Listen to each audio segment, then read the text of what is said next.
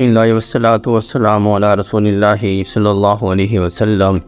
اور عبداللہ بن ابی اوفا اسلمی رضی اللہ تعالیٰ عنہ سے روایت ہے، وہ فرماتے ہیں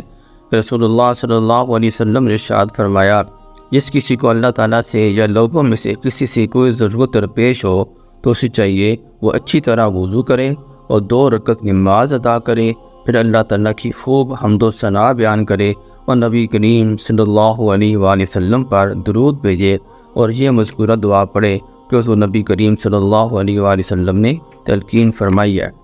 تو اس حدیث مبارکہ سے معلوم ہوا کہ جب بندے کو کسی قسم کا کوئی مسئلہ ہو، اللہ تعالیٰ سے کوئی اپنی حاجت سامنے رکھنی ہو، کوئی کام کرانا ہو، یا اللہ تعالیٰ کی کسی بندوں سے کوئی کام ہو، نوکری کا مسئلہ ہو، شادی کا مسئلہ ہو،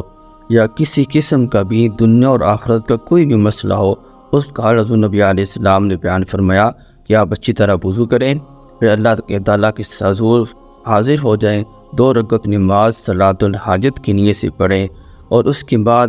نماز پڑھنے کے بعد جب آپ دعا کریں سب سے پہلے اللہ تعالیٰ کی حمد و ثنا بیان کریں، یعنی کہ تیسرا کلمہ پڑھ لیں یا قل هو اللہ احد پڑھیں، اس کے بعد درود شریف پڑھیں، اور اس کے بعد جو حضور نبی علیہ السلام نے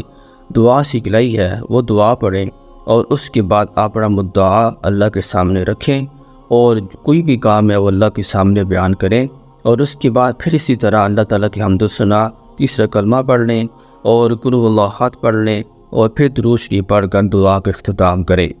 تو جو دعا وہ نبی علیہ السلام نے سکھلائی ہے وہ دعا یہ ہے، لا الہ الا اللہ الحلیم الکریم،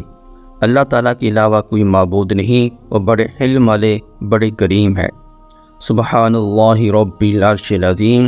اللہ تعالیٰ ہر عیب سے پاک ہیں، عرش عظیم کے مالک ہیں۔ والحمد للہ رب العالمین، تمام تعریفیں اللہ تعالیٰ کے لیے ہیں جو تمام جہانوں کے رب ہیں۔ اسألک موجبات رحمتک، یا اللہ میں آپ سے ان تمام چیزوں کا سوال کرتا ہوں جو آپ کی رحمت کو لازم کرنے والی ہیں، وعزائم مغفرتک، اور آپ کی بخشش کو یقینی بنانے والی ہیں، والغنیمۃ من کل بر، اور میں آپ سے سوال کرتا ہوں ہر نیکی سے حصہ لینے کا، والسلامۃ من کل اثم، اور ہر برائی سے محفوظ رہنے کا، لا تدع لی ذنبا الا غفرتہ، میرا کوئی گناہ بخشے بغیر، ولا ہما الا فرجتہ، اور کوئی رنج دور کیے بغیر، ولا حاجتا ہی لک رضا الا قضیتہا یا ارحم الراحمین، اور کوئی حاجت جو آپ کو پسند ہو پوری کیے بغیر نہ چھوڑیں یا ارحم الراحمین۔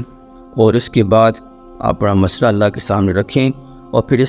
پھر اللہ کی حمد و ثنا بیان کریں، پھر درود شریف پڑھ کر دعا کا اختتام کریں۔